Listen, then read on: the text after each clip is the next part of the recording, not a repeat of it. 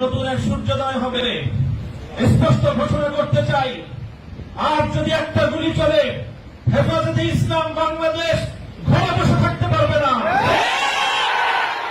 আমার সন্তানের লাশ নিয়ে আমরা কবরস্থানের দিকে যাব না। পরবর্তী সন্তানের লাশ কাঁধে আমির হেফাজত ইনশাআল্লাহ রাজপথে যখন নামবেন, টেকনাফ থেকে তেঁতুলিয়া পর্যন্ত পথ ভাঙ্গা সেই গণজোয়ার রুখে দেওয়ার সাধ্য কারো হবে না।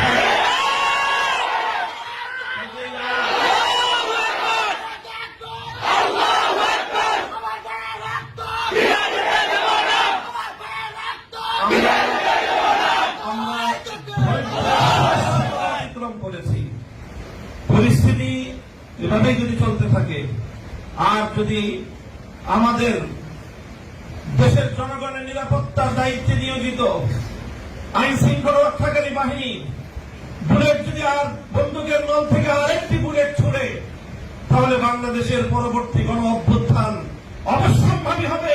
সে অভ্যুত্থান রুখে দিতে কেউ পারবে না। আমরা আল্লাহ পাক রব্বুল আলামিনের কাছে দোয়া করব, যারা বৈষম্যের বিরুদ্ধে জীবন দিয়েছে, অত্যাচারীর হাতে যাদের প্রাণ গিয়েছে, তারা নিঃসন্দেহে শাহাদাত বরণ করেছে।